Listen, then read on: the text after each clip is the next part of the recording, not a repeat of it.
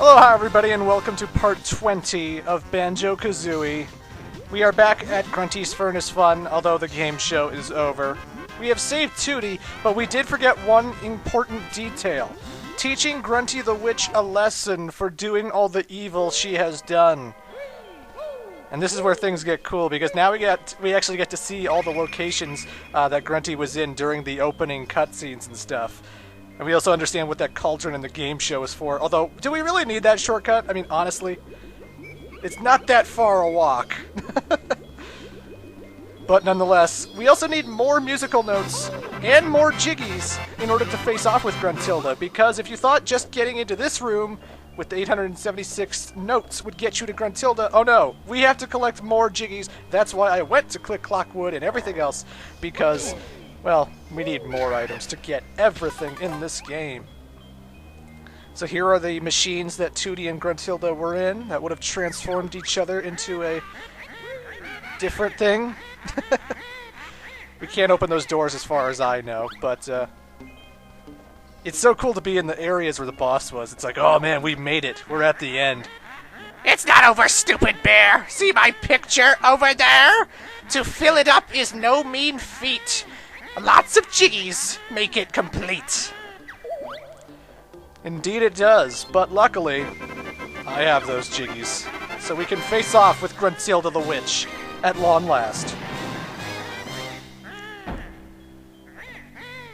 There's also another reason why you wanted more musical notes, not just for those two doors, but there are a lot of musical notes in this center area as well. And all of these musical notes contain a special little bonus that will help the final boss fight quite a bit. This red feather will completely fill up all your red feathers. Fills it all up, so if you're missing a whole bunch, boom, now you have 50 red feathers. Going on this one, well, it's actually different from the red feathers and everything else I'm going to be finding, but it's another jiggy puzzle piece. Let's fill this in. That's right, so you can have, there are 2 jiggies you don't need to collect in order to unlock everything. You can miss 2 jiggies. But that unlocked a honeycomb picture, which doubled my health. So even though I collected honeycombs throughout the entire game, I have now effectively doubled my health so that it takes a lot, and I mean a lot, to kill me. And again, keep in mind guys, you only get this just before the final boss of the game, and you need a lot of musical notes in order to get it. So it's not really super useful for anything but the final boss, but yeah, we have double health now, so how about that?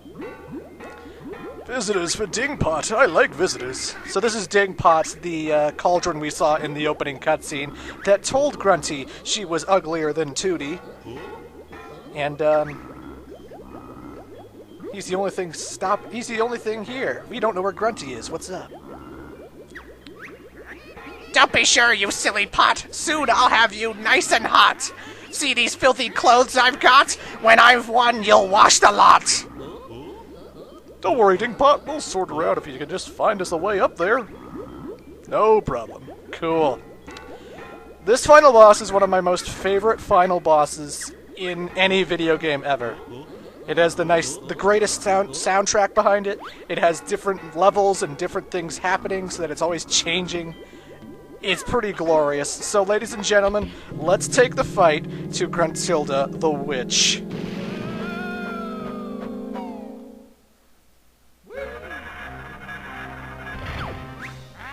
Back once more, you never learn. That suits me fine. Your butts all burn.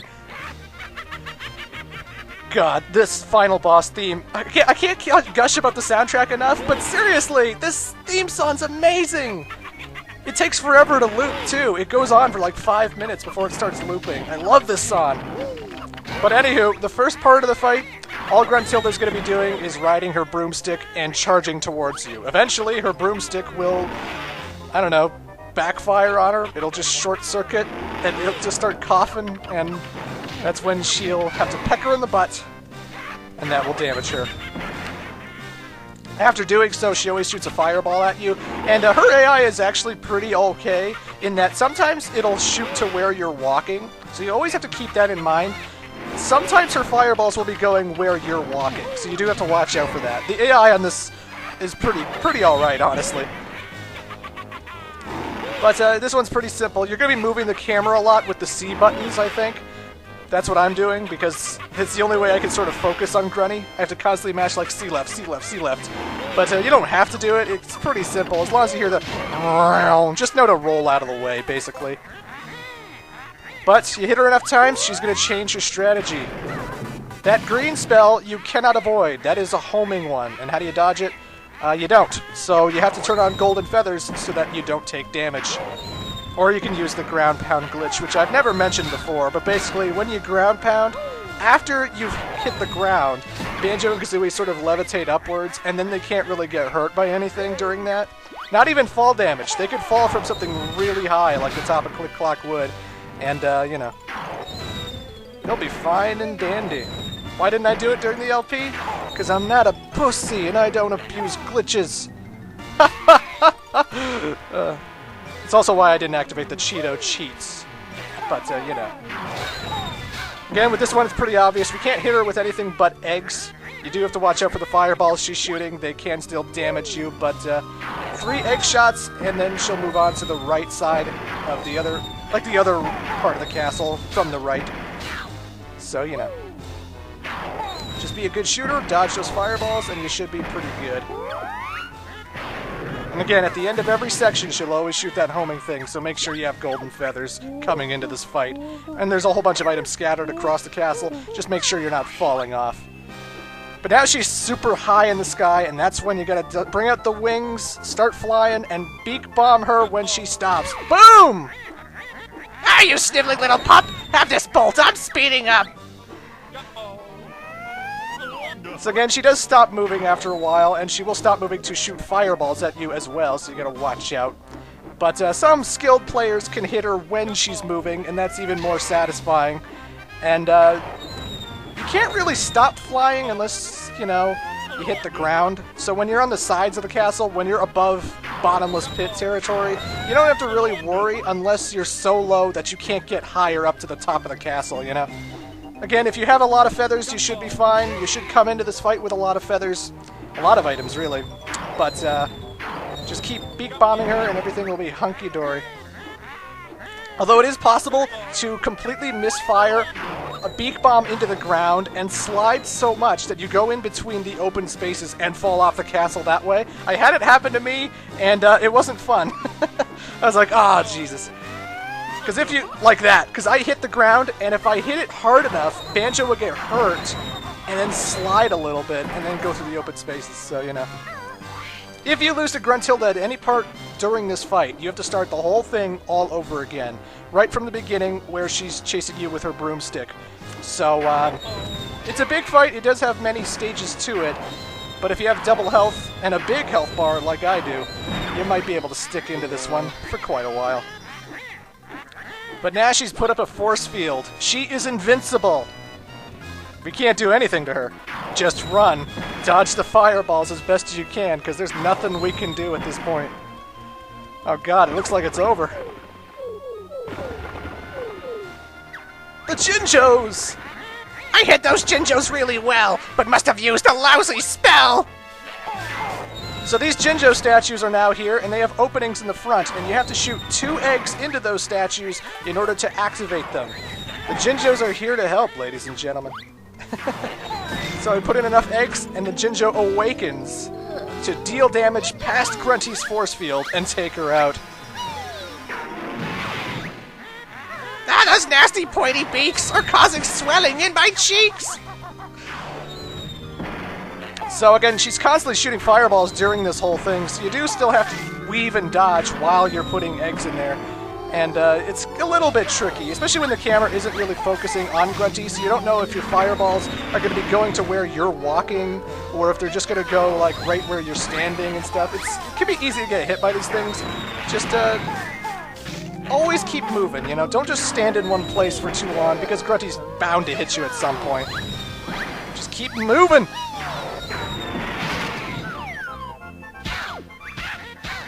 My broomstick failed with that last blow. Now on my legs I have to go! Alright, again, we can't do anything because the force field's still there, but hopefully the Ginjos come back and give us one last weapon. She's shooting fireballs a hell of a lot more rapidly, so you really gotta duck and weave now. Oh yeah! The mighty Ginge. This is a giant statue with 4 egg holes, and you gotta fill up each one. And you'll know that you'll fill up one when a door starts closing on one of the holes, you know. But again, she is rapid fire this time. Her fireballs are shooting at a much more rapid rate than they were before, so you really need to duck and weave this time. And as you can see, I'm taking way too much damage. If I didn't have double health, I would be dead.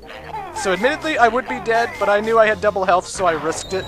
But when you feel like your health's getting low, really start ducking and weaving, because this can get real bad real quick.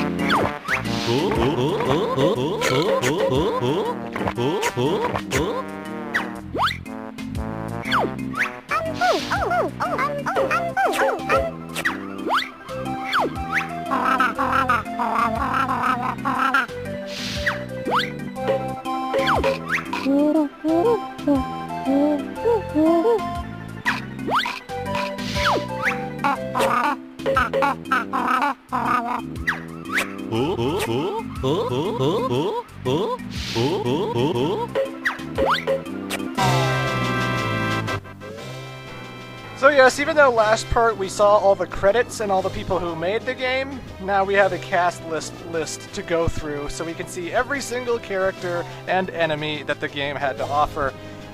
Even the carrot topper. So as you can bet, descending can be a little bit awkward, I do admit, because, you know, first they fake you out with the first ending where it's like, oh, you rescued Tooty, have the credits, happy day. Psst, Banjo, you didn't beat the boss. Gruntilda's still out there. Oh yeah, shit. We didn't beat Gruntilda. Let's rush back. Haha, what a joke. You never see that in video games. The game goes on past the credits. Well, we've seen that quite a few times, because Sonic doesn't know how to not do that. Even when the game's linear, like Sonic and the Black Knight, it's like, no, still gonna put up credits for no reason. But the game's not over yet. Anyway. But, here we are, ladies and gentlemen, looking at the cast list. I guess I can only repeat what I've already said. Banjo-Kazooie, fantastic game. Fantastic game, one of the best Nintendo 64 games that you will play. Admittedly, the game does have some issues, like draw distance. The musical note thing can be annoying because I don't think you should be punished so much for dying that you have to re-go through every single area of a level, but I guess it does make you more alert. I mean, this ain't no Dark Souls where, like, you definitely pay attention because the consequences are huge, but god damn it.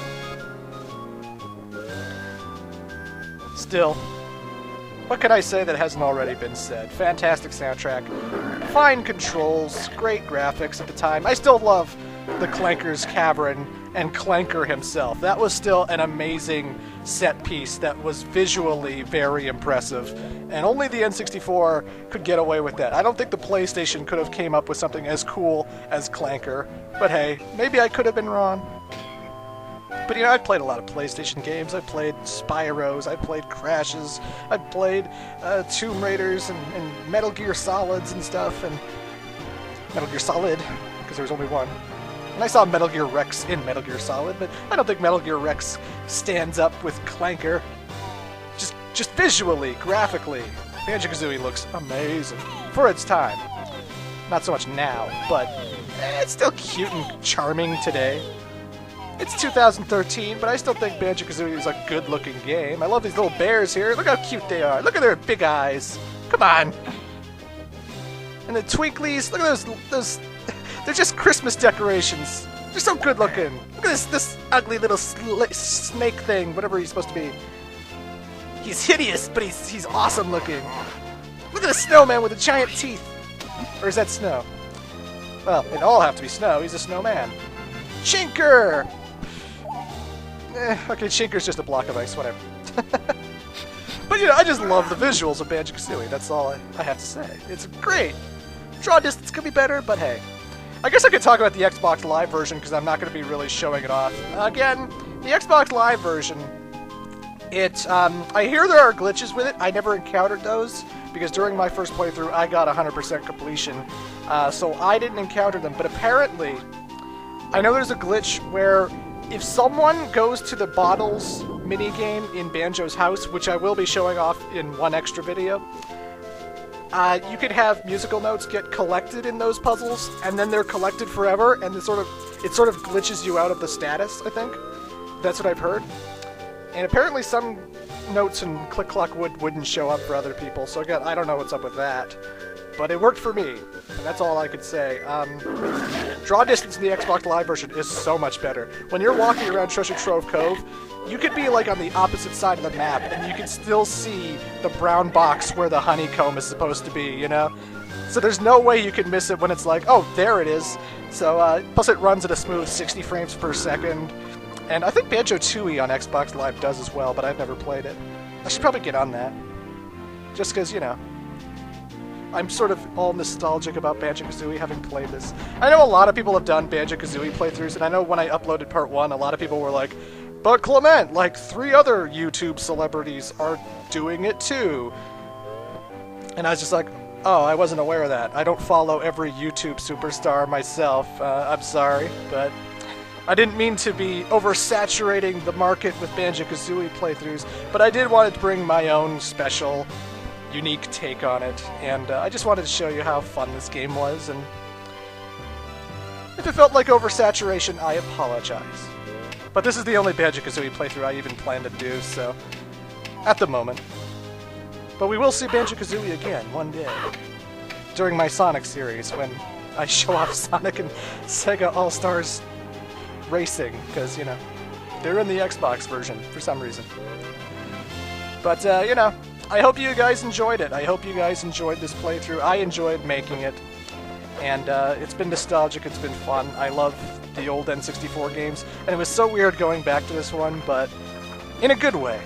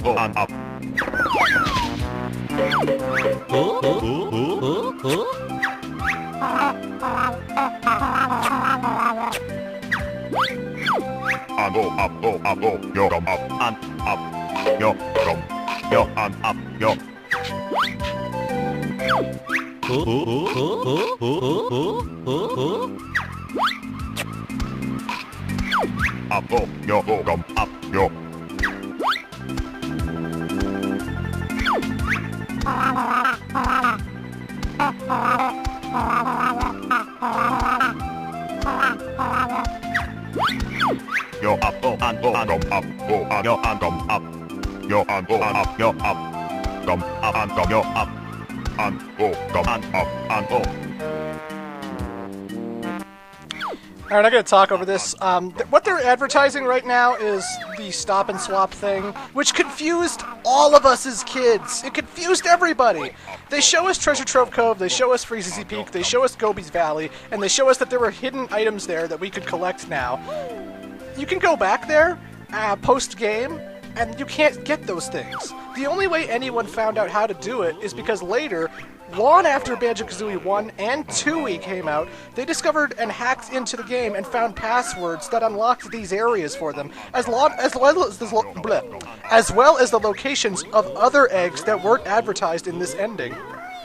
And, you know, the thing about Banjo-Tooie was, these items were in Banjo-Tooie, they just weren't in these spots. The other thing about Banjo-Tooie was that it starts off in Spiral Mountain, and you can actually go into Gruntilda's lair, but the only place you can go into in Gruntilda's lair is the entrance, because everything else is covered in rocks, and you can't really go past the entrance. Not to spoil anything about Banjo-Tooie, but, you know.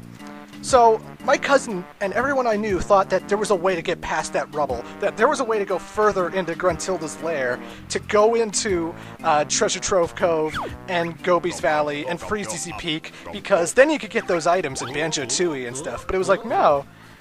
The ice key and the 2 eggs they are advertising are regular collectibles in Banjo-Tooie. You just find them, right? But they're not in these places. So I guess they didn't really need to show them off these hidden items like this. They didn't really need to hype up the next game like this. They could have done it in a better way, quite frankly. So I don't know, but these 3 items are things you can collect that will be used in Banjo-Tooie. And the Xbox Live version, I guess, decided to incorporate it so that you could actually collect them in Banjo-Kazooie. You still needed the passwords, which you can only find online as far as I know. And then it carried over to the Xbox Live game Banjo-Tooie, which allowed you to do more stop and swap collection thing that lets you carry over into Banjo-Kazooie nuts and bolts. And it's a dumb thing, and it's just a way to hype up Banjo-Tooie and get kids excited for the game. And yeah, I guess it did. Although, how many games have the balls to go, yeah, we're making a sequel. This is what's gonna be in the sequel. Like, seriously? Kingdom Hearts did that as well. They made you collect everything in Kingdom Hearts so that they would show you a teaser of Kingdom Hearts 2. And I'm like, assholes, you don't know if this game's gonna sell well. You don't know if this game's gonna be successful. But anywho, ladies and gentlemen, this has been Banjo-Kazooie. This is indeed it. We have an extra video coming up, but this is it for Banjo-Kazooie. It's been super fun. So, till next time, toodles.